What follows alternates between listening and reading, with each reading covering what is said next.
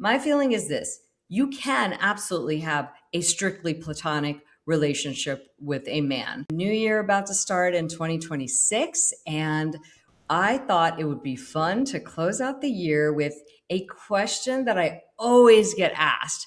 Can men and women really be friends? I think that is a loaded topic, and I think you and I are the perfect people to talk about it because number one, we've talked about this. I have a lot more great guy friends than I have female friends too. It's not like it's just one or the other, but I love my guy friends. Absolutely adore my guy friends, and Josh is one of those.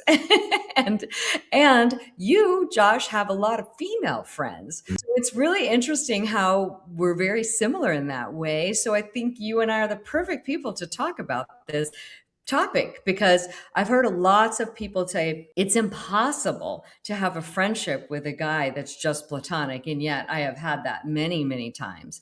Sometimes it's gone from platonic to something else, though, too. I'm not going to lie, because that's the reality of it. The hard part, I think, is that there are so many layers to this. So you can have, so I'll just tell you my take and then I want to hear yours. So my feeling is this: you can absolutely have a strictly platonic relationship with a man. Now, where it can get complicated is if there's attraction. Now, just because there's attraction doesn't mean something physical has to happen. You can just actually admit the attraction and know that it's not going anywhere. Or you can admit the attraction, have it go somewhere, and then still be friends. I've had all of those happen. So, what's your take on that? Well, I mean, it's not really far off from yours. It takes a different to be able to be friends with a woman. And look, I will admit, because I've primarily been friends with women my entire life, and there was a reason for that growing up. I've mainly felt safe with women. I didn't Mm, feel safe around men for a long time. mm, And we don't need to dive into all my past. It's all out there, and we've talked about it on the show. But I just never felt safe around men, so I was naturally drawn to being friends with females. So for me, that's always been a natural thing. But it's very, very rare, admittedly, that at some point that friendship line gets sketchy. Because when you do feel safe, when people feel safe and they feel comfortable, they drop their walls, then there's a vulnerability. Vulnerability is in a very attractive state.